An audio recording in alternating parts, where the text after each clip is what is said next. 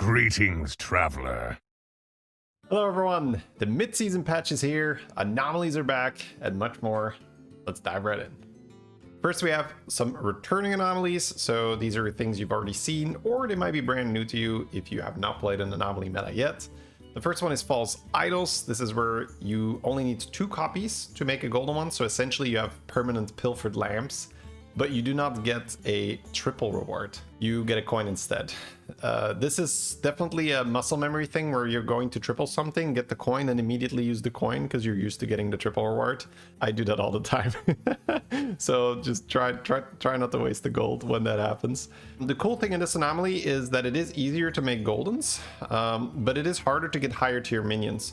So you going to tier 5 a bit earlier, or even tier 6 here, does help, because otherwise you can't get stuff like your Bran or your Tethys or whatever higher tier card you're looking for. But it is also easier to stack multiple goldens. So something that comes to mind is multiple golden Tituses, where if you find 4 Titus cards, you now have 2 goldens as opposed to 1 golden and a regular one. That does matter. A bit easier to make a golden Bran once you are on tier 5. Battle cries are also quite good to play 1 and then roll to see if you get the triple, because you only need 1 more to make the golden one. And then battle cry effects, obviously when they're golden, twice as effective. If you have a brand, 4 times as effective. Very, very good. So just some stuff to keep in mind for this anomaly. Grapnel of the Titans is a super fun one. This is super power level heavy. The first minion you buy each turn is free, so you're essentially going to level on turn 2, turn 3, and turn 4. Because you can just level buy, and you can buy any economy card early on, such as a Elemental or a Shell Collector, and then use that to coin and then level again and then buy some more stuff. So super fun. But yeah, the standard curve here is to be tier 4 on turn 4, because you get so much extra money. So these lobbies are higher power level, boards are going to be better, faster, and overall end game boards are going to be stronger, and that's simply because you get additional money, you get additional economy, that's more resources, and with more resources you build better boards. Yogg-Seum, this one is, yeah, not really my jam. At the start of each turn, all players spin the same wheel of Yoggs around, so that means that if it's eat the shop, everybody eats the shop. If it's make a minion golden, everybody makes a minion golden. But within that, there is still quite a bit of RNG. One person might get a golden Brand, and another one might get a golden Anoyatron. Alright, so there's definitely some variance on the outcomes. The Pyroblast is another one where it can immediately hit your hero or hit the shop, and you get no buffs, or somebody might get like free +80/+80 on their board on, you know, like whatever, turn 5 or so. So just some stuff to keep in mind, where this is really a bit more of a random anomaly, very much true to the name, Yogg, Chaos. So just roll with it, and you know, if you get cool stuff, it's great. One thing I will say is it's dangerous to leave a golden minion in the shop, because that happens quite often, where you get a golden and then you want to like level and freeze it, and then the next turn Yogg eats it. Every time, right? So well, not really, but just be careful. That is a possibility. That is very real. Then we have the tier 7 anomaly. It's gonna be a little different this time around, because we have no Morgul, which is great. I love that that card is out. It was such a punish. Like, oh, you build a really big minion. Nope, I'm stealing your stats and I'm using it against you. That felt so wrong. So I'm glad that that is gone. What we do have now is we have Future Fin. So I think in tier 7 anomalies, that's probably what we're going to be doing, simply because in buddy meta, in buddy anomalies, we were forcing AFK buddy, and that was really strong, and Future Fin is kind of AFK buddy. So generally speaking, tier 7 lobbies, especially with Nagas and Pirateson, have lots of money. You have Sanders to make a golden Brand. You have Zarjira to copy value stuff. You can even golden touch something in the shop and then Zarjira the golden and get 2 golden versions. Crazy, crazy economy with Nagas and Pirateson. And then with that economy, you're probably going to build a big unit, mutinous that onto your Future Fin, and then just have a huge minion in your hand. And essentially, as long as you have enough money, you can repeat that every turn, where you play the big minion from your hand, you mutinous it on top of the Future Fin, You hold another card, the Future Fin then buffs Giga to the card in your hand. You play that next turn, you Mutinous it again. So again, that's assuming that you have enough money, but in tier 7, it's quite likely that you can set that up where you have a couple Mutinuses banked before you start that process.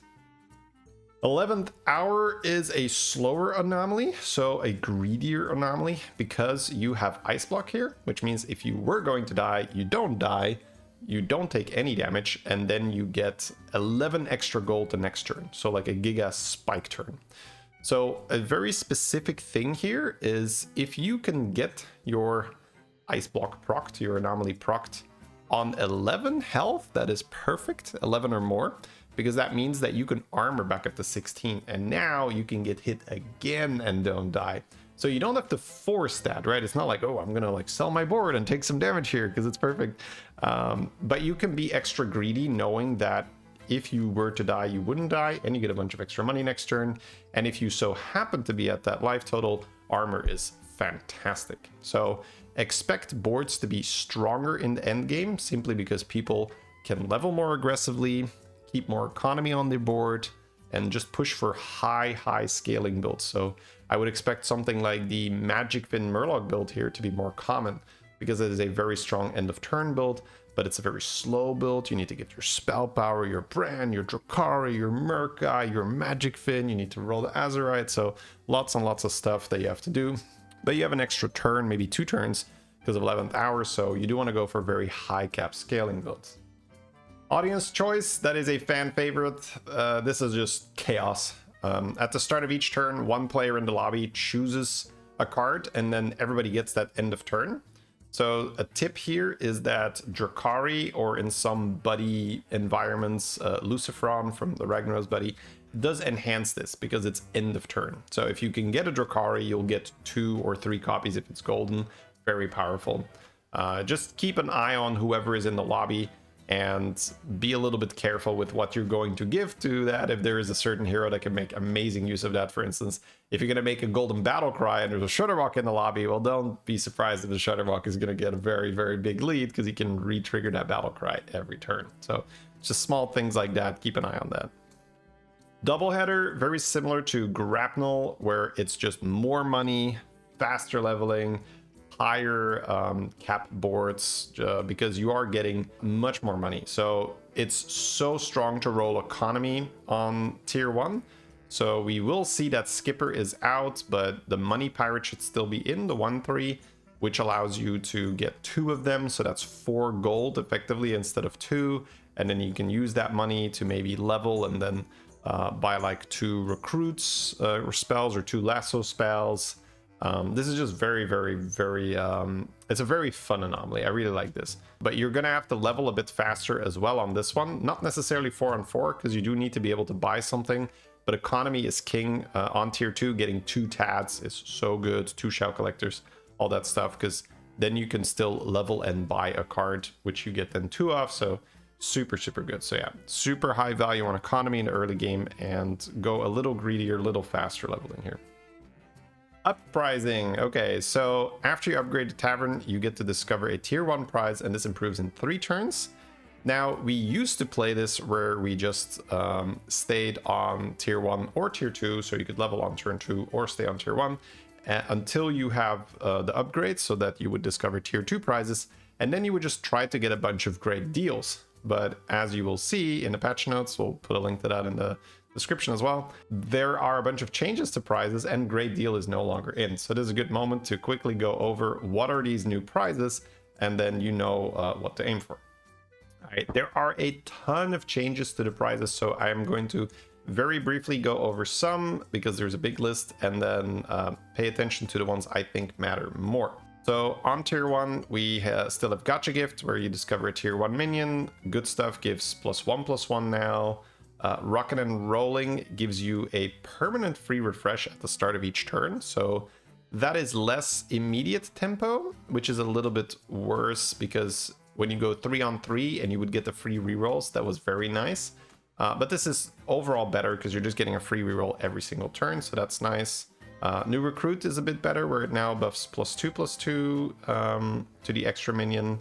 We have Banana Bunch, who gives you 2 Tavern Dish bananas. So those are now spells, tavern spells. So there's synergy with the various minions like Evoker. Then we have 2 new ones, Unfurled Codex, which is get a random tavern spell that costs 2 or more, basically oil, right? So that sounds like a good one, right? You can get Chef, you can get oil, you can get See Through Time. So that seems like one of the better tier 1 spells. And then Crystallization is your tavern spells give an extra +1/+1 this game, which is pretty much a Rakanishu hero power, which goes to show how bad Rakanishu hero power was in the beginning where it wouldn't upgrade, which is still crazy to me that that was a hero power. That one, I think you would really have to have a specific setup for that already, and on tier 1 prize, you're probably not going to have that. Okay, so we no longer have Pocket Change and Might of Stormwind.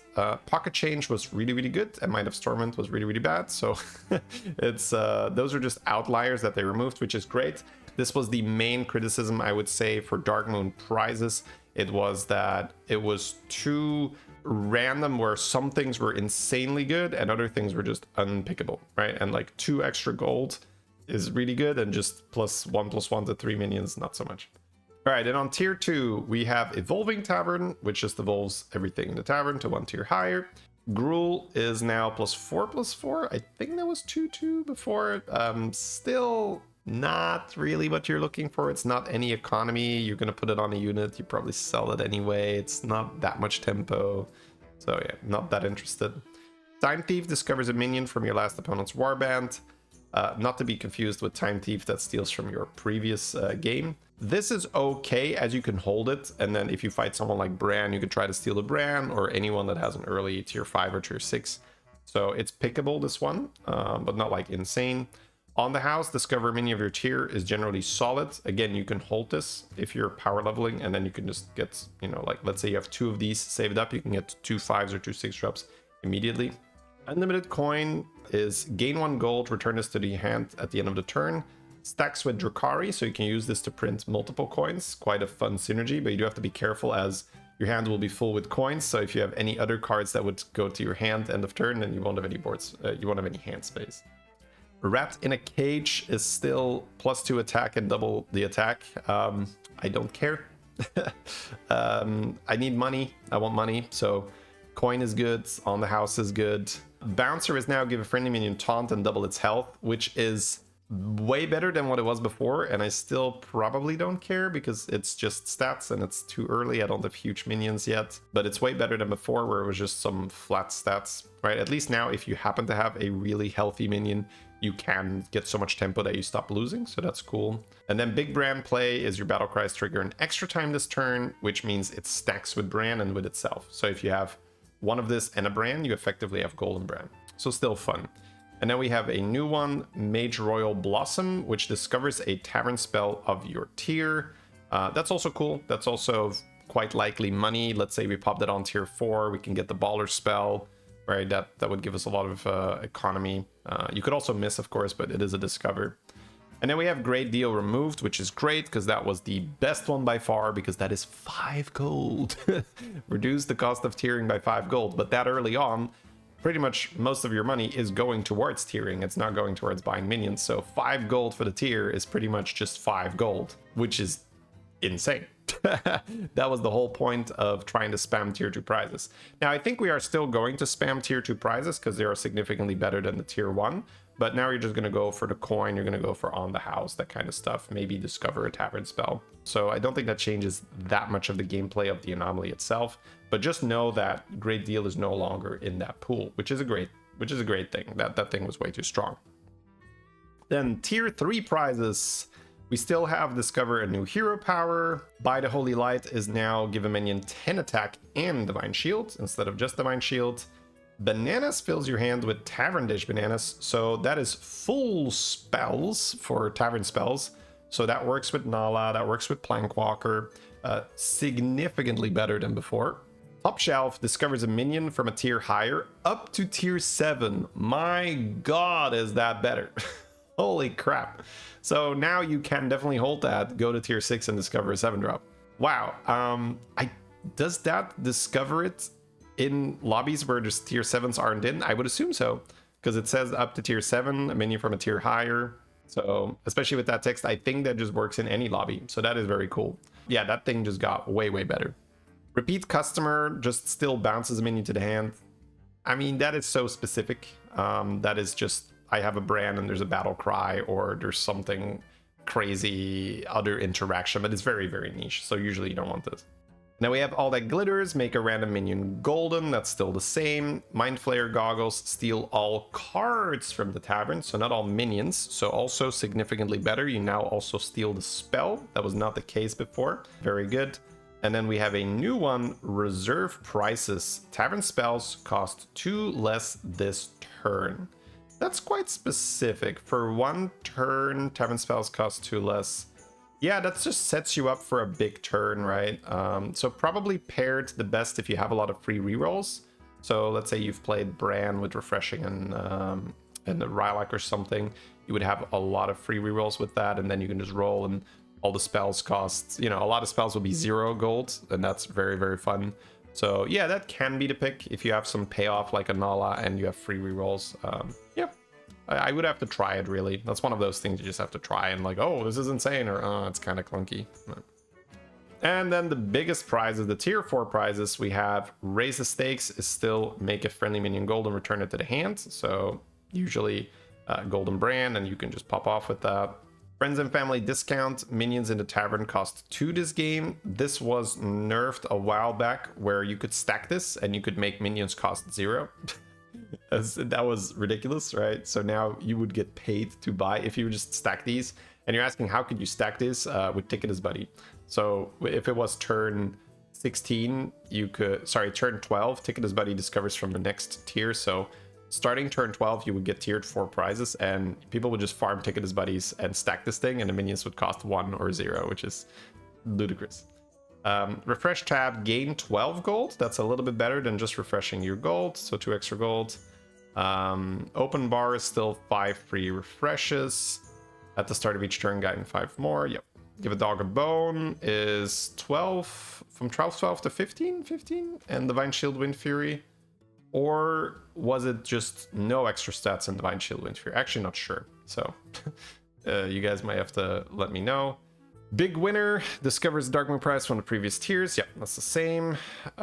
Gorgeous Goblet is a new one. Fill your hand with random tavern spells. I mean, comparing to a lot of the other ones, I'm probably not that interested, but specifically if the game is just about to end and you're looking for new hero power, you have a payoff for casting spells like Evoker, maybe, right? But most of the time, I think I would want to get like minions cost 1 less or make a minion golden. But you know, this can be big, right? Like 10 spells to your hand. That's a lot of money for the turn as well. And then we have All-Seeing Elder being a prize. Okay, 1/1. Start of combat, gain the attack of your leftmost minion and the health of your rightmost minion twice. Okay, so that is better than a regular Elder, right? So it's essentially a golden Elder. Now, the reason that's in is because they removed Agent Braggart, which is a good thing. Agent Braggart was also a ludicrous minion where it was tier 4 because the prizes are tier 4, I'm guessing, which means you can eyes it. So you can make a golden Braggart relatively easily. And then once you have a golden Braggart, it says set this to like double the highest or whatever, but it plays off itself. That's the main thing once it's golden. So if you have Rylak, if you have Murkai, and you trigger the Braggart, it now doubles its own stats. And as you guys have seen in many other iterations, if you can double something, it gets very big very fast, right? This is what frogs do. This is what any kind of exponential scaling does. You know, it just goes double, double, double, double. And before you know it, you're in the millions or billions of stats. And that was essentially what you were aiming for a lot of the time in these prize lobbies, is how do I get as many braggarts as possible and just make them golden and get infinite stats. So that's a good change. Now we still have a powerful minion with the All-Seeing Elder, but it's not something that's going to keep scaling. All right, cool.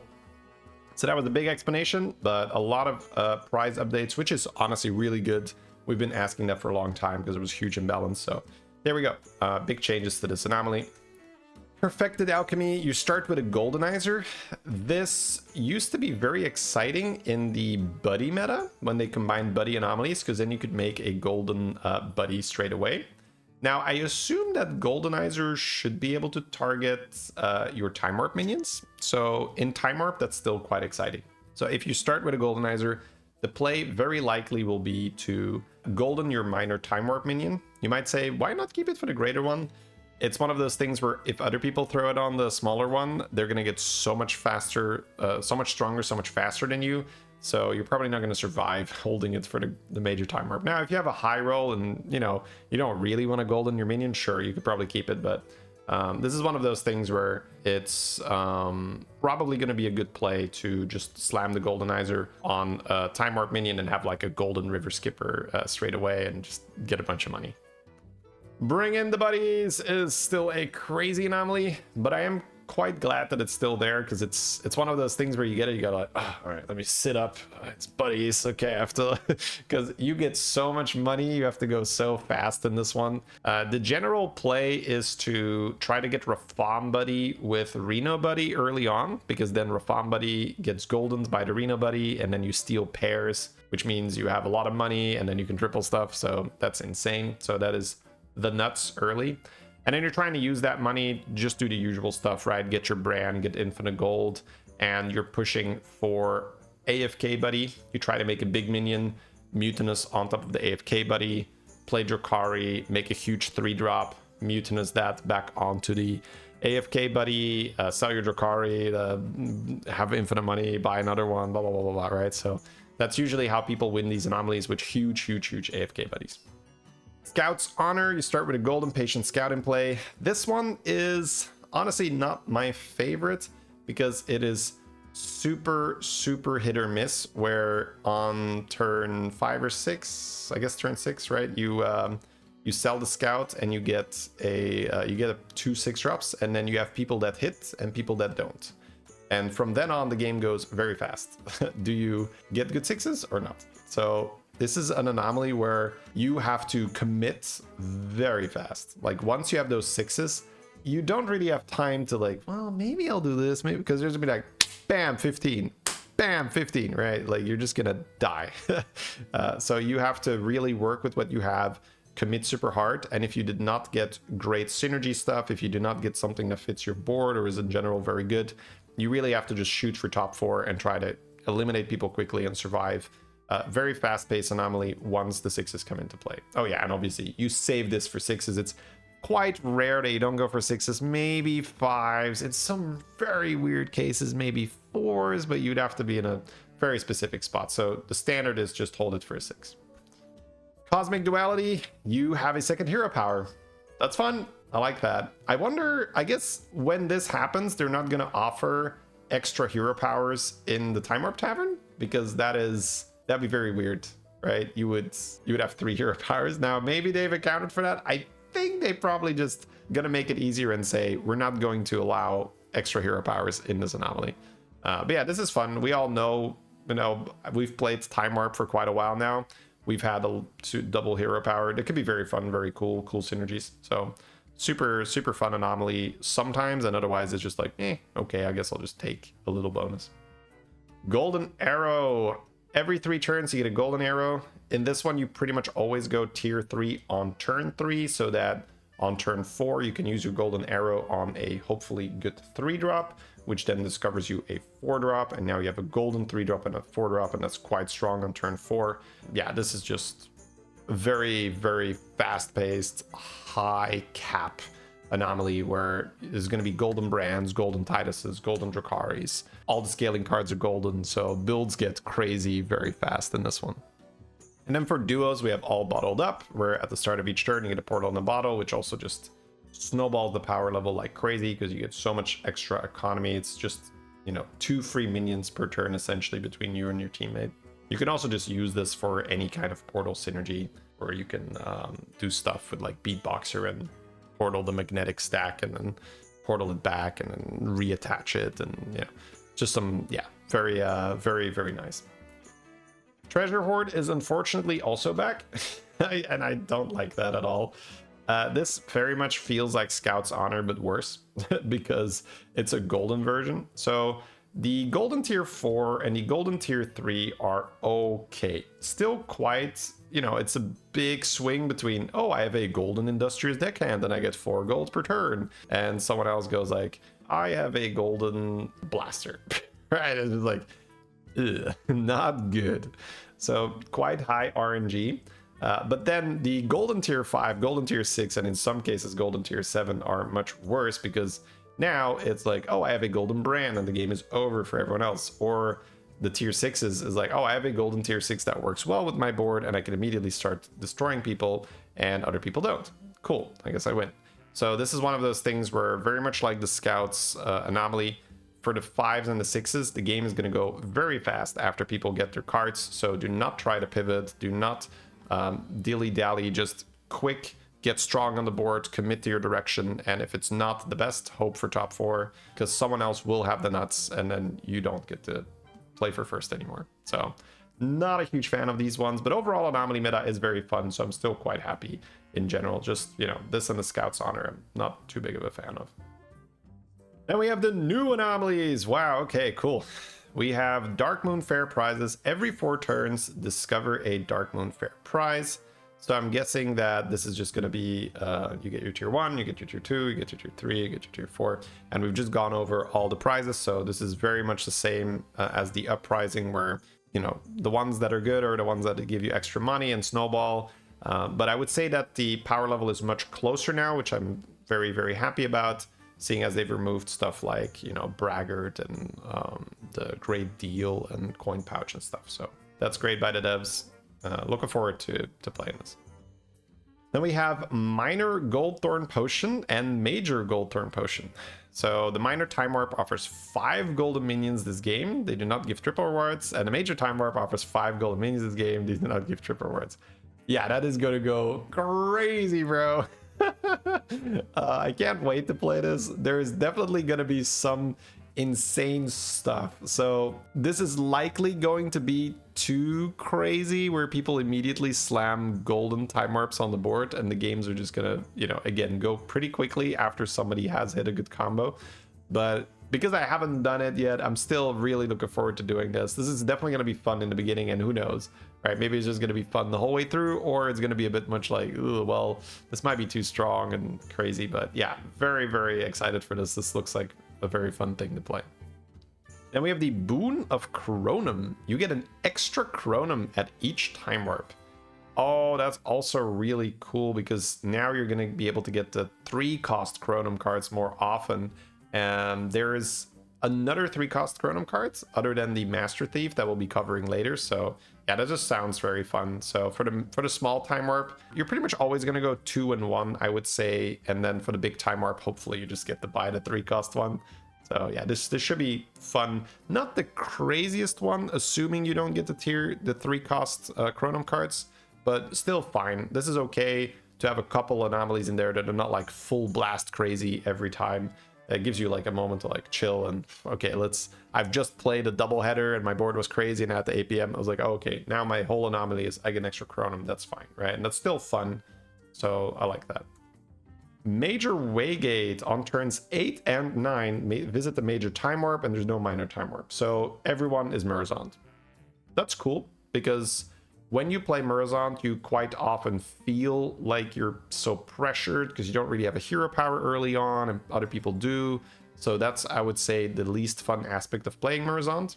But Murazond is quite a fun hero to play. So this is nice because this removes the pressure of I need to have no hero power and then try to survive. Now you can just pick a hero that has a good hero power and you still get to play 2 greater time warps.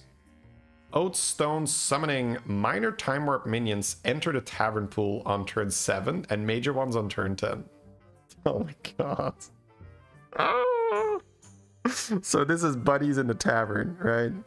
And if we have learned anything about putting just buddies as like, oh, I could just buy a buddy for 3 gold, cool.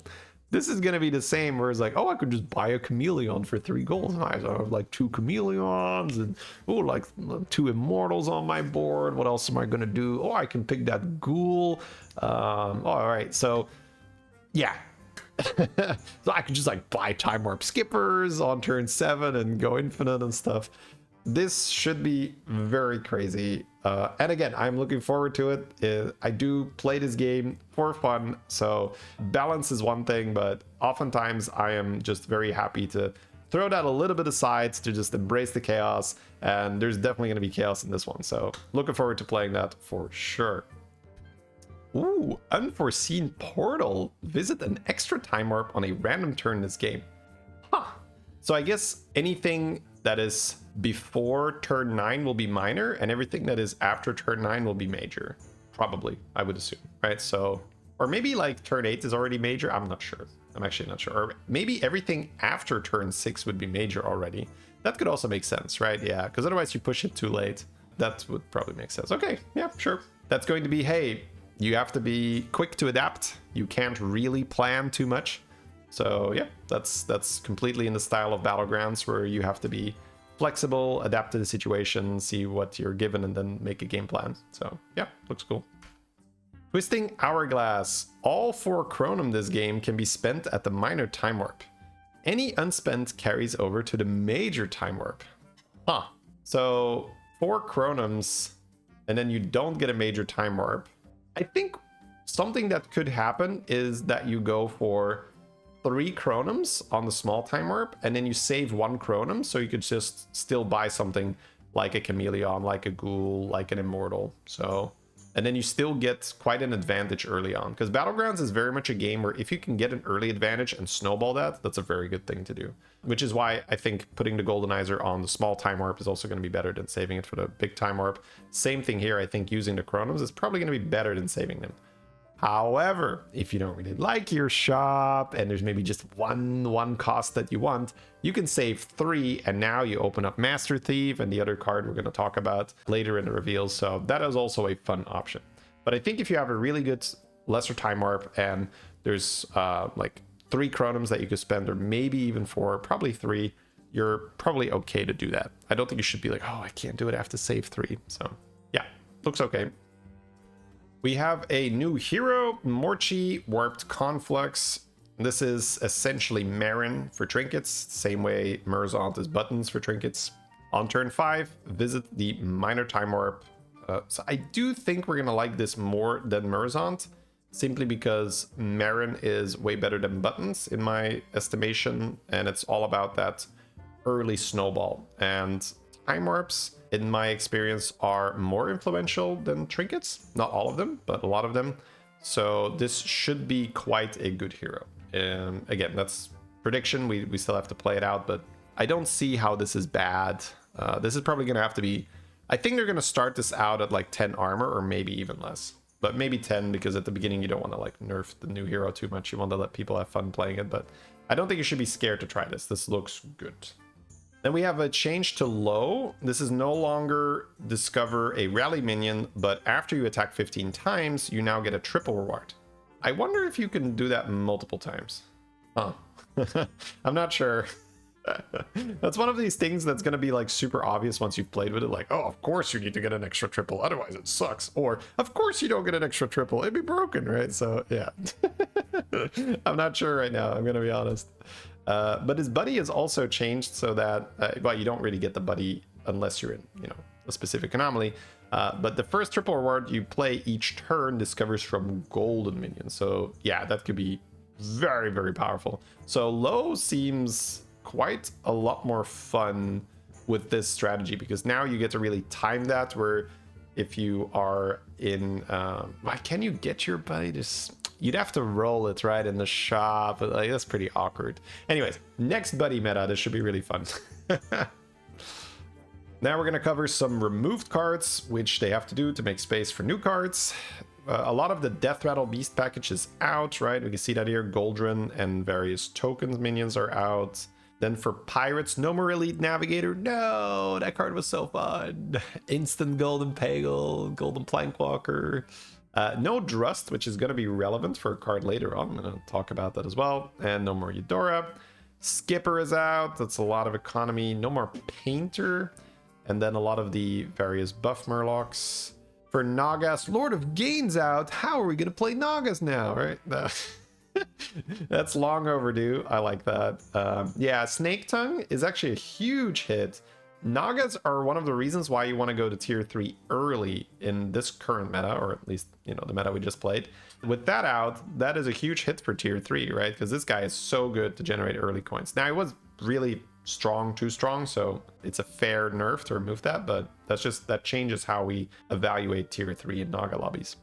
Ghoul of the Feast was just random super bullshit tempo if you hit that early on, so that's fair. You would just auto lose the boards that have this in like a Risen Rider, because like all minion types get +4/+4 with that Risen Rider dying twice, so that was already like, oh, I guess I lose. The Nomor Deflectobot, that's pretty iconic, but I'm sure it's going to come back later. Metal Dispenser out, yeah, you don't really play that currently. Out of these, I would say Bloodsnout Warlord is probably the most direction where people are playing Rally Quills, but Reef, Tardy Traveler is definitely cards you play quite often. Violet, not so much these days.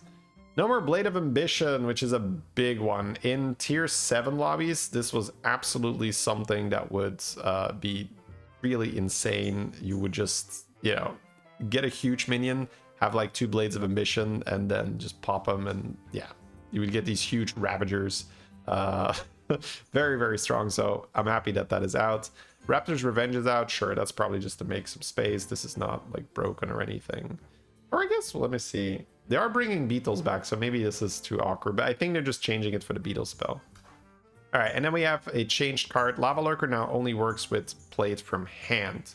Sure, that's just some quality of life stuff, probably because they're probably introducing some other spellcraft stuff. Shipwright now says whenever this gains attack from other sources, that is because there is a card that is going to make the Shipwright gain attack as well. So otherwise it would just infinite loop if it would trigger on like, oh, I give myself an attack, I give myself a health, now I get this, right?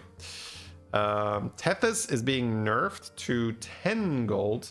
I think, did this start off as 8? I think it might have, right? Like, man, poor Tethys. Or maybe not. Maybe it started at 9 and then went 10 and then back to 9 or so. I remember they moved Tethys around a bit where it was a bit too good and then they slowed them down.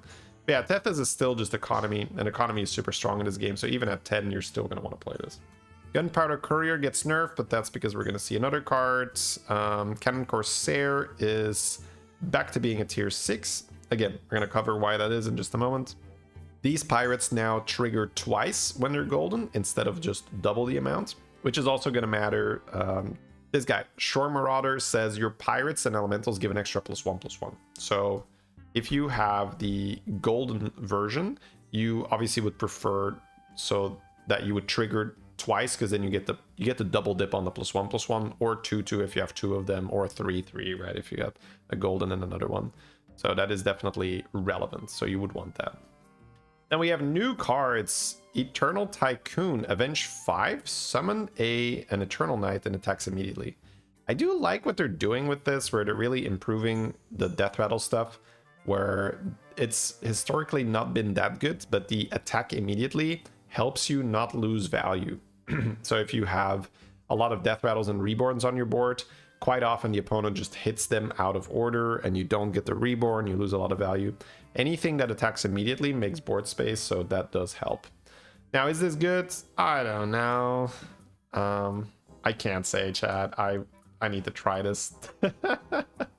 I need to try. This is one of those where that's intuitively no, but again, maybe I put 2 of these on my board. I'm like, oh my god, it's insane. It just scales so fast that I just pop off. The Eternal Knights are crazy, but Eternal Knights do get more health as well the more they scale, so then they might survive that hit and not make board space. But I guess if you have 2 of these and the Eternal Knights kill themselves off, you now only need 3 other things to die, and then you get 2 more, and then 3 things again, and then you get 2 more. So that is cool, right? Yeah, you have to keep an eye on that. So it's probably better to have 2 of these than to have a golden one, simply because you then summon 2 knights, which then help your next Avenge proc. Okay, that is already cool. A Jaran Veteran is a tier 5 Naga with a spellcraft. Give the minions, your minions, +2/+1 and repeat for each bonus keyword in your warband. So I guess Thrasher is a very good one for bonus keywords. That's like Divine Shield, Wind Fury, Venom. Yeah, this seems like good tempo. I don't think you can just like build a comp around this though. I think the scaling is probably a bit too low, but that could be really nice mid-game tempo. Bellhorn is a self-damage battle cry. Give your other beasts and demons +1/+2, and then deal 1 damage to them twice. So that is for when you have synergies such as the Sky Blazer, or you have Lasher, or demon-wise you can have like Lord of Ruins. Is that would that be a synergy? No, that's anyways, like there's demon synergy for self-damage as well, right? So yeah, that's just one of those cards that you can then combo with Bran and get a lot of value from. Storm Marauder we just covered. Your pirates and elementals give an extra 1/1. We're gonna see for elementals that this is also relevant. Up till now we've only seen the pirate interactions, but for elementals it's also gonna be cool. We have seen this in the past as well, where Blizzard introduced this in the elemental package, where elementals now got an extra +1/+1, or an extra +1, or an extra +0/+1. So they're bringing that back, but under a nerfed version, I would say, which is good because last time that was in, elementals were very, very, very powerful, where you could just get very high triggers on your mana search, which is also back. So yeah, we'll cover what's going on here. We have Relentless Deflector. This has Taunt while it has Divine Shield, and then Avenge 4, it gains Divine Shield. So that is essentially Holy Mackerel type stuff, where you put this in the back, and then you can give it Divine Shield, and then it has Taunt, and then when the Divine Shield gets popped because someone attacks it, it loses Taunt. And then you attack with stuff in the front, and then after 4 things have died, this is then again Divine Shielded. So with Zarina, and you have 2 of these in the back, and they're just getting Divine Shield and Taunt, and then losing Taunt and Divine Shield, and then regaining Shield and Taunt. So that looks fun, but I'm not sure how viable that is. But it could be super strong, right? In the right lobby. It's essentially the counter to this is when you have undead, or when you have dragons and there's a lot of tokens happening. But if there's not a lot of tokens, right? Let's say no beast, no undead, no dragon, this could be a problem, right? If you have 2 of these big deflectors, now your opponent has to run Leroy. And if you have like an extra taunt, like we've seen this in the past, right? It's not so easy as, oh, just have Leroy. You don't always have Leroy. Sometimes you just like, oh, my dude here has 200 damage Divine Shield that just keeps resetting. Okay, I guess that's a bit of a problem. But yeah, anyways, moving on. Photo Bomber. Okay. This is a bit of a weird one where you deal 2 damage and this improves by every time and spell you've cast. Now, why is it weird? It is easy to stack this because we've seen this in the past with stuff like Electron, where you can spam spells. You can spam spells quite well, but the damage does not scale that well, where it's just 2 and then, you know, 4 and then 6 and stuff. You can trigger this with Macaw and Titus, but given how big minions get, like several thousand stats quite often, right, with Acid Rain and stuff, I don't think you ever get there. So while it seems much easier to scale than stuff like the Maleficent Buddy, which is unplayable, this still seems like it's just the numbers are not going to be high enough. I'll still try it out and play around a bit with it, but it seems tough to make it deal enough damage for it to be worth it. Stellar Freebooter is a tempo 4-drop, taunt, and then death rattle, give a friendly minion health equal to this minion's attack. That's just it. Basically in the mid game you pick this up, you give it a lot of damage with, you know, the various ways to give it damage, and then when it dies it gives health, and then you might win the fight because of it. But it doesn't really help you scale or anything, so just like okay in the mid game. Actually for end game, maybe this is a thing where you might run like 2 golden stellar freebooters and just giga pump them. That could be a thing, right? Where you have like golden hooktail. Yeah, maybe I'm discounting this too early. Maybe this is like pirate end game, because you can eyes them as well. So you could have like 2 of these on the board and then just play hooktail and giga pump the attack. Same thing with the other pirate, that is when you spend 6 gold, give 2 attack. Yeah, okay, maybe I am underestimating this. Maybe this is like end game material. I'll mess around with it. Burgeoning Whelp, Battlecry and Death Rattle. Your Whelps have +3/+3 this game. Okay, this I can definitely see with Titus and Macaw and just like buff, buff, buff, buff, buff, buff, buff, buff, buff. Now, you don't even need Stun Drake, where your Whelps are quite high damage already. So a little bit more Scallywag-esque, where you are just triggering higher damage Whelps. So Again, this is a little trickier to see, okay, how much damage is enough, but I will absolutely mess around with this because this could be very good where you go Macaw on this with a Titus and now you are just giga pumping the damage of the whelps, and then you have some broodmothers on your board for tempo already, so then you might not even lose the fight while you are scaling. Looks cool, looks fun. All right, and then we have a new spell, Time Snap. Discover a 1-cost minion from the major time warp. When I first read this, I thought, oh, a 1-cost from the minor time warp. Okay, well, whatever. Like, not really that good. And I was like, oh, it's major. Oh, this is broken. Cool. 2 gold for a chameleon, 2 gold for an immortal, 2 gold for a ghoul, 2 gold for a sneed buddy. You name it, guys. This will get nerfed, probably. When you have infinite money, you're just buying as many of these as possible and just fishing. Like, oh, just give me like 2 chameleons. Oh, I have an insane minion. I have 3 of them now. There you go. What did it cost? Like 4 gold. So yeah, anytime you can like make more of the time warp, it's generally very, very strong. Then we have a new tier 7 spell, Menagerie Tableware. Give your minions +3/+3. Repeat for each friendly minion type. I can absolutely see that with Magic Fin. If you have a mycologist and you get a Magic Fin that has this spell, you play a few different types and you play with spell power. Azurite is very, very good. It buffs +2/+2 twice. If you can get 3 types or even 4 types on the board, which is a little tougher, right? Because you have to play your Bran, you have to play your Drakari, you have to play your Murkai, your Magic Fin is already a Murloc. So let's say 3 types is what you're aiming for. That is significantly better than your Azurite. So that is cool, I guess. Other than that, I don't think it's that impactful. Might be underestimating it a little bit. I guess if you just straight up have a Menagerie board and you have this and you just rip it, you could maybe have the dragon that copies the spell you cast. Major Chrono one. Damn, what's the name? I play this game for a living. Okay, sorry, it eludes me right now. I'm gonna remember it later in the video. But that I could see as well. If you have like 4 or 5 different types and some spell power, you can just buff like that. That's an option too. And this is the spellcraft of the minion we talked about earlier. As I said, as I spoiled, right, we have beetles coming back. So there's just your tier 1 beetle, tier 2 beetle, tier 4 beetle. So for those of you who have never played beetles, the whole archetype is essentially you play things that improve your beetles, and then you just have a lot of beetle generating minions on your board later in the game. So these are the smaller ones, right? And you can play Forest Rover next to a Rylak and then use Macaw and Titus or Bran and just and giga pump your beetles. That is absolutely a strategy. This thing doesn't even need Rylak. You can just have a Macaw trigger it directly. Silky Shimmermoth, however, is the biggest scaling engine, and that is because you don't have to trigger this into combat, right? This is pretty much only combat. This says after this gains attack, your beetles have +3/+3 through this game. Death Rattle, summon a 2/2 beetle.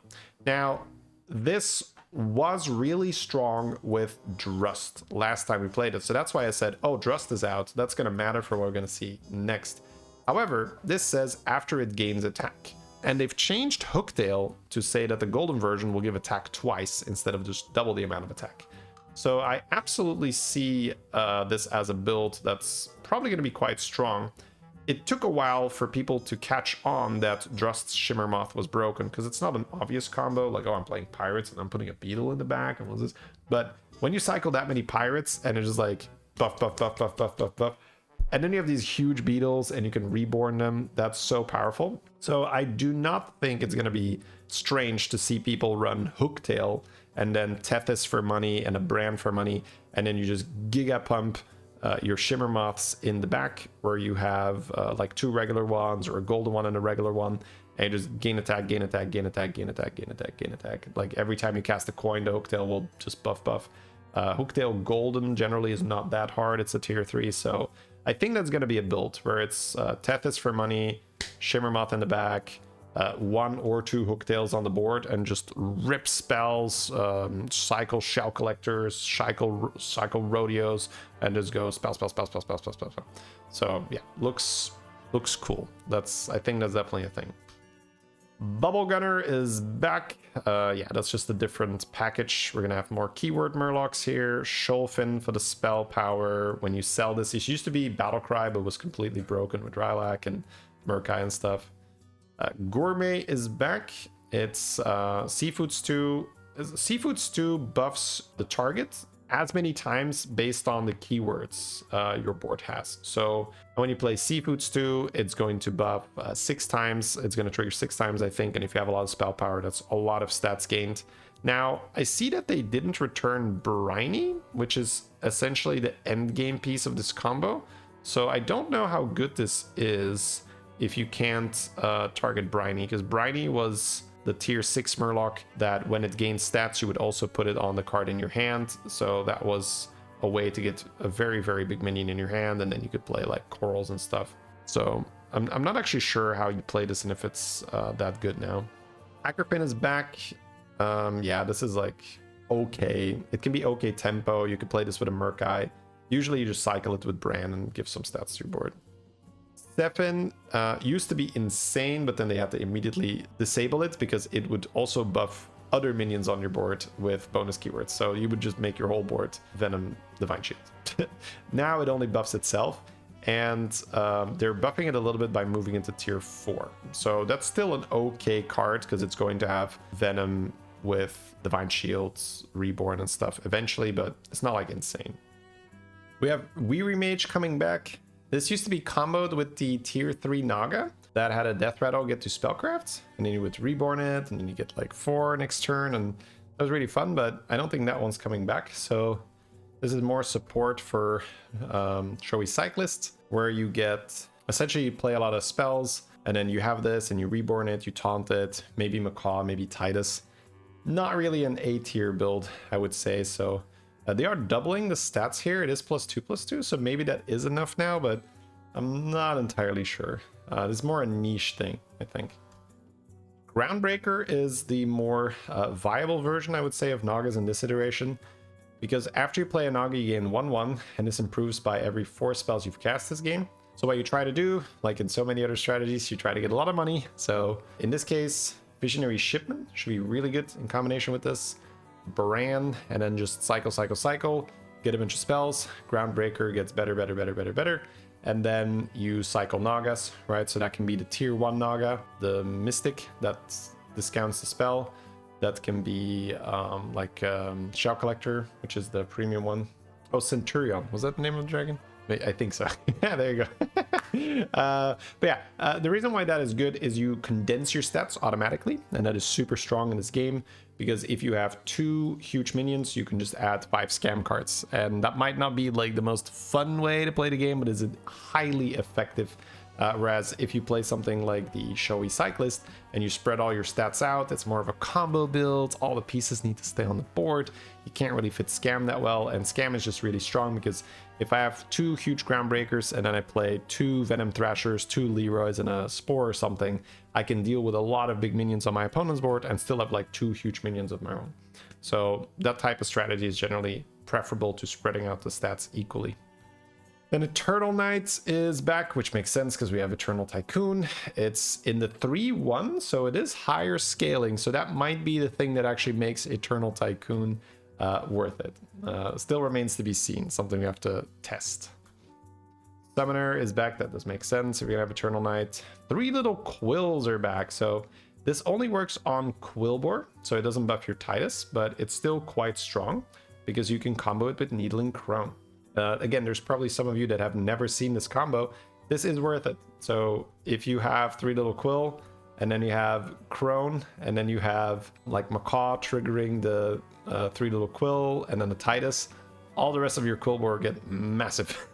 Again, assuming you have stats on your gems. This is all like every Quillbore build, right? Every Quillbore build can be really good if you have stats on your gems, and just doesn't do anything if you don't have stats. So you gotta have the Piper, you gotta have the buffs from the Jazzer or the Sanguine Refiner, but if you do, then all of a sudden this is definitely a build. The 3 little Quillbore, Needling Crone. Mana Surge is back. We talked about that earlier, but it is gonna be a tier 5 instead of a tier 6, because they're not going to introduce a lot of support for it, which was On one hand, surprising, but on the other hand, not so much, because last time they had it, it was broken. So there's no swirler, at least, you know, it's going to be time warp version, but there's no normal swirler. So swirler was a tier 3 battle cry that would give your elementals like +1 HP, but not like HP, but let's say after you play an elemental, give your elementals +1, +2, +1, +3, +1, +4. So every time you play the swirler. So you would just get a golden brand, play a swirler. Oh, all my mana surges give like 3 extra health now. I've played like 4 swirler this game. It's +12 extra HP. I play a elemental. I play a tavern tempest. It's just like crazy amounts of buffs. So I guess they don't want to repeat that, but we also don't have the other tier 6, or was it a tier 5 that was like at the end of your turn, all your elementals give an extra +1/+1. That is also not in again. So it's just going to be Mana Surge with the other tier 6. Well, I guess Mana Surge is tier 5 now. That says your elementals and pirates give an extra 1/1. Now, if you high roll that, you can probably still play it, but that's nowhere near as strong as before, where you would just get like thousands of health on your elementals in no time with the Mana Surge build. Boon of Beetles is back. This card is obviously great if you're playing Beetles, but also not so bad if you're not, because this will taunt and soak Leroy. If it's not buffed, it will soak Venoms, it will soak Divine Shields. So in the end game, it's pretty good to just pop this every turn. So it's kind of a good buy if you're just like, oh, it's turn 15, there's like one guy left, and okay, I'm just going to Boon of Beetles and try to mess with his start of the fight. So you have to keep that in mind as well. And if you have a 2 health Leroy, like don't put it first, right? Put it a little bit more back so that it doesn't get traded by a 2/2 Beetle. Then we have new Time Warp cards as well. Wow, massive mid-season patch. Love to see it. Lots of stuff changing. Avenge 5, get a random 1-cost card from the minor Time Warp. If nothing else, that is fun. Now, Avenge 5 is a lot, but doable. We've seen this with the Recycler. If you have an Undead start and you have your Risen Rider and your Bonehead and stuff, you can absolutely do Avenge 5. I don't know if this is going to be good. I think it's going to be a bit more of the fun meme side of things. It might be slightly too slow, not reliable enough. But on the right board, I will absolutely try it. And hopefully I will be pleasantly surprised when I'm like, oh, this is actually quite nice. Let's go. So yeah, I'm hoping for that. Time Warp Zerus. Okay. Once per turn, choose from 2 minor Time Warp minions to transform into and keep the minion stats. So you essentially shift every turn, I would say. Once you've transformed into it, and then you shift again the next turn. Or once you shift, you are that minion. Because old Zerus, you would hold in your hand, and then it would shift into a minion every turn. And then you would just play it, and once you play it, it would lock as that minion. Now, the way this is worded, I would assume that it keeps shifting every turn. But yeah, still, you know, not 100% sure. Either way, yeah, I would say that it keeps shifting, right? I think for 2 chronums, if you just get to choose one, I don't know. Yeah, I mean, you pay 2 chronums for this, and you get to choose from 2 minor Time Warp minions. I guess you only take this if you're just not happy with your other offerings. You're just like, okay, I guess I'll just Zerus. But I don't know, for 2 Time Warp, for 2 chronums, I don't know, feels a bit whatever. Time Warp Chimera, on the other hand, whenever this takes damage, give a friendly minion of each type 1/1 permanently. This was really strong when it was first introduced. This was a tier 4, and there was no limit on the Chimera. So you would just have a Chimera, and it says friendly minion, so it buffs itself. So they had to reduce the number of triggers to 3, I think. Maybe 2 afterwards, but I think 3. Anyways, I know it got nerfed to 3 at one point. So the Time Warp Chimera does not have that limitation. So whenever this takes damage, give a friendly minion of each type 1/1 permanently. Now you can give this a lot of buffs, a lot of HP. You can Wind Fury this with the Scarab, so it attacks multiple times. You could taunt this, so people have to hit into it. You can self-damage it, so there's lots of ways to do this. So this I think I like, because it's just a big tempo boost. Now, money is probably still going to be better, but if there is no good money available in your lesser Time Warp, I'm definitely happy to try this and see just how much tempo it's going to do on my board, assuming that I have a little bit of a menagerie setup where, you know, I'm not just one type, so this is going to buff some minions. Time Warp Scroll for 1 chronum. Each turn this is in your hand. Transform into a random 2-cost card from Minor Time Warp. That seems like an okay thing to buy if you're just like, oh, I want this one cost thing, and I'll just hold a scroll, and I'll see maybe I get something cool next turn. So just seems like a nice little way to dump 1 chronum if you weren't really happy to spend it on the other stuff anyway. Time Warped Apples. After the tavern is refreshed this game, cast them apples. Now, I don't assume that this is going to work where you are the one casting the apples, because that means every time you roll, you would trigger your Plankwalker, which is ridiculous, right? I don't assume that's the case, but that also means that this is kind of weak, because I'm paying 1 chronum to give my shop +1/+2, and sure, I might have some spell power, but So part of me thinks that this is going to trigger my Plankwalker, but that would be busted, right? You have Nala, and every time you roll, like, blum, blum, blum, blum, blum. So I don't know. This feels like it's in between, where it's like really bad or insane. I don't know where I would prefer it to be. So yeah, we'll have to see once the patch hits exactly how this works. It does say cast them apples, so I think it's a little bit open for interpretation, where it doesn't say you cast them apples, but it also doesn't say this casts them apples, right? Which is a clear distinction, where it's definitely not you that is the source of the spell cast. Well, I guess, oh no, Gem Barrage doesn't work the same way, right? Gem Barrage doesn't really cast the spell, right? It just has the gems on. Yeah, okay. That's not a spell cast. Okay, well, yeah, I don't know. We're gonna have to figure it out. Then we have the new major Time Warps. Time Warp Hag, start of combat, give the undead to the right, reborn, and this is reborn with full health and enchantments. So that is shenanigans, for sure. You can do stuff where you have a really nice undead death rattle that then gets reborn, and it comes back with full health and any enchantments. So you could even throw that on an atrocity, and that atrocity could have lots of health and reborn and divine shield, and then it comes back with the divine shield and stuff. I don't know exactly what we're going to be using with this yet. It could be on Ghoul, for instance, to reborn the Time Warp Ghoul, but it's going to go on something, and it's going to be good, I think, because usually this is just shenanigans, and like there's a way to use shenanigans. Yeah, I still have to figure that out. Time Warp Lava Lurker, major for 2 chronums. After you cast a spellcraft from your hand on a minion, also cast a permanent copy on this, twice per turn. So that is exclusive to Deep Blue, I guess, right? I have to be playing Deep Blue already, and then every time I cast on Zesty, the Time Warp Lava Lurker gets it. Yeah, I mean, that's good. If you're playing Deep Blue, you like this, and if you're not, it's pointless, right? I think. Yeah, okay, cool. That's fine. That seems like, oh, I'm playing Deep Blue and I hit the nuts, right? Time Warp Shade Quill. At the end of your turn, gain the stats of the 3 highest health minions in the tavern.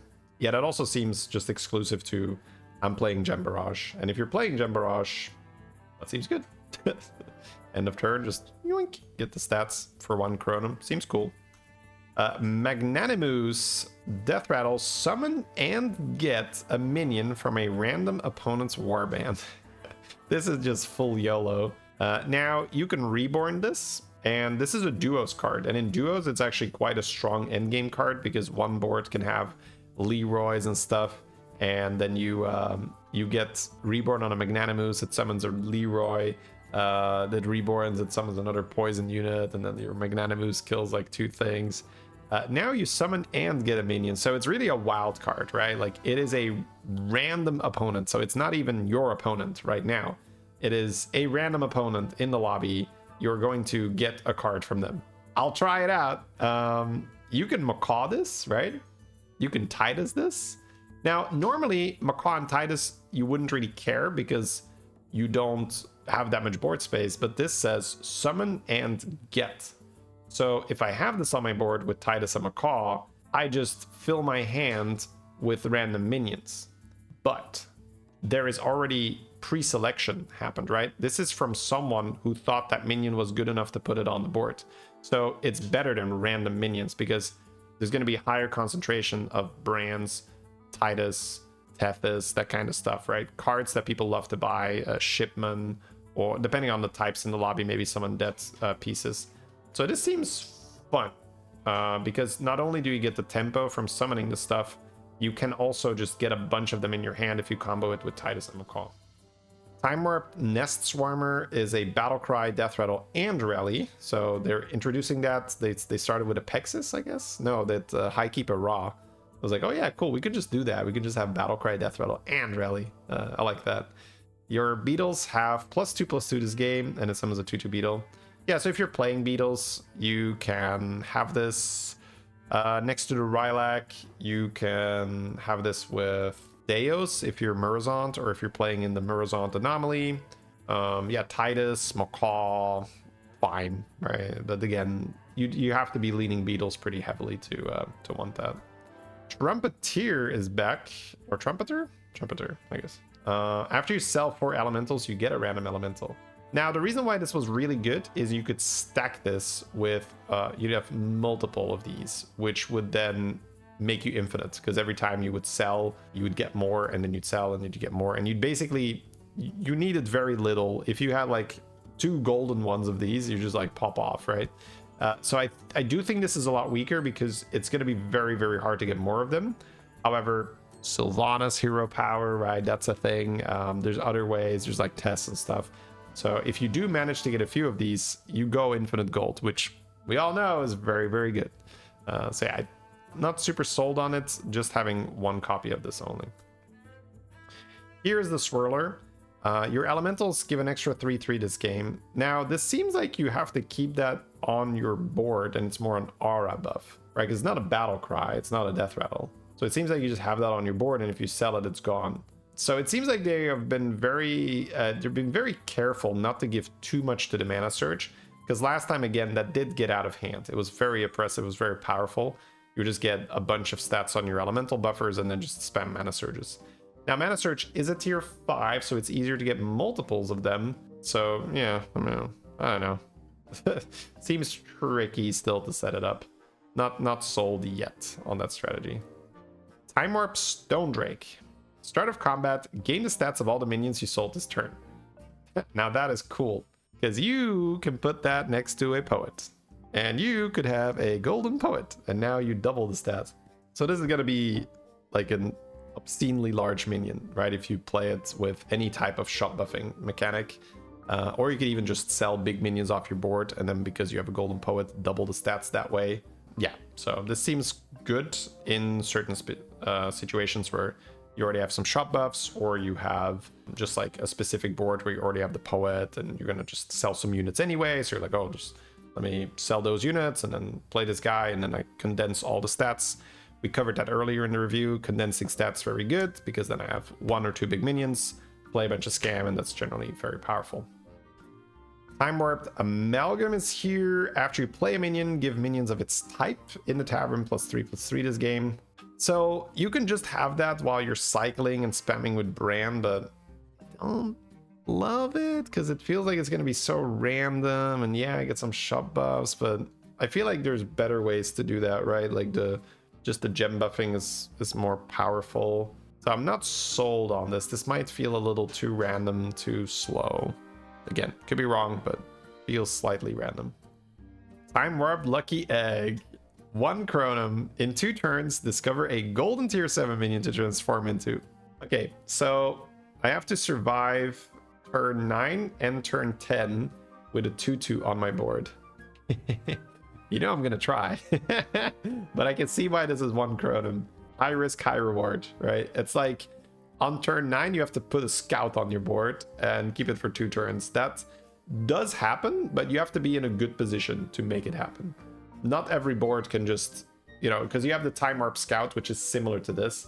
I would say this is much better because you discover and it's golden, right? So you can just have a golden Zargira on your board, or, any other 7-drop golden Future Fin. Yep. Seems like one of those optimistic cards that, the reward is worth it though. So this might just be good, but you have to be in a position where you can afford it, of course. Otherwise you're dead. Then we have the Time Warp Mithrax. At the start of the combat, gain the stats of 3 friendly minions of different types. That's a little bit like Immortal, where you just get big on this thing. Now, it's a little trickier to use than Immortal, because you have to have 3 different types, and if you have more different types, it might miss your biggest minion. So there are conditions to this. So I think I still like Immortal more. but in the right situation, this is just better than Immortal. If you have 3 big minions, then this takes the stats of 3 minions instead of 2. But Immortal is much easier to use because it can't miss. If you have 2 of the same type, it doesn't matter, right? And quite often, if we are building big minions, it's not unlikely that they're going to be the same type because, you know, a lot of strategies like to have a lot of the same type on the board. So it seems like Immortal with extra steps. Time Warped War Gear, Magnetic, double the target stats. So that's like the Rat spell, but it can only target mechs. Meh, I guess is my intuition here. Because now the Rat spell is okay sometimes, right? But now I can only put it on mechs.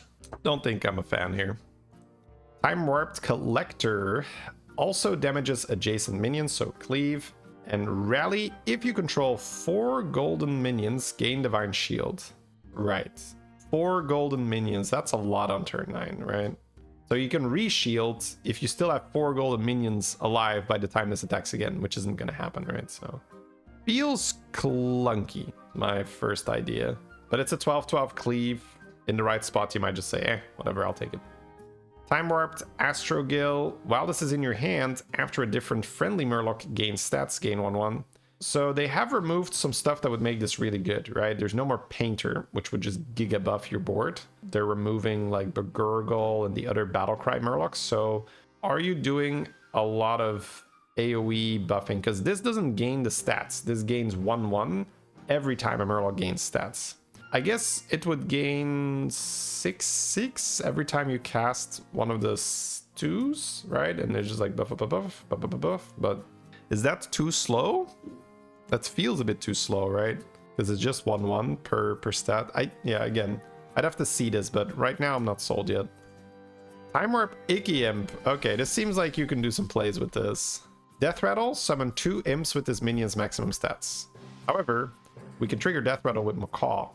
So we could basically use this like Bristler back in the day, where you would move all your gems on top of a Bristler. Bristler would have a lot of stats. And then you have Macaw, trigger on the Icky Imp, and then you would summon 2 more imps with the stats. And then you would have Reborn Macaw, and then Macaw would Reborn, and then you would summon 2 more of these huge imps. That is almost always playable. So you just need a way to make this big. So Mutinous or Gems, I guess. So if you somehow have a gem buffing game, you can use Gem Transfer to move all the stats to the Icky Imp. If beasts are in, play Macaw, and then just summon a bunch of huge imps. So that is a strategy, right? If you can make it big, we already know what that does, right? Because we've played a whole meta where Bristler Macaw was an insane endgame. So if you can make this big, it's very strong with Macaw. Ooh, and then we have this new Time Warp that I was teasing you guys about for a very long time. Here it is. For 3 Chronom, discover a golden tier 7 minion. And then you get a triple reward by playing it too, right? So we have that anomaly that gives you an extra Chronom. We have another anomaly that allows you to shift for 3 Chronom in the second Time Warp. So yeah, this I hope to make a video with this. This seems like a very, very fun thing to do, where on turn 9 you get a golden 7-drop. Even the beast, right? If you make that golden, the Kodo, and you put some stats on it, that could probably still win a lobby, because you can just snowball. So yeah, looking forward to having some fun with this. And then lastly, we have the Time Warped Revelation. You discover a 1-cost and 2-cost card from the Minor Time Warp. Yeah, that seems like just something that I take if I just really don't want to spend my other Chronom elsewhere, because getting minor costs minions on turn 9, do I care? Skipper maybe, like Pagel's a bit late already, like I'm not sold right now. It seems a bit too late to get those minions. All right, that was a huge patch again. I hope you guys enjoyed that. As always, please let me know if there's anything I missed, any cool combo, anything that you guys can think of that I forgot. Please let me know in the comments. I do read each and every single one of them on these types of videos. So appreciate it for watching, and see you guys next time.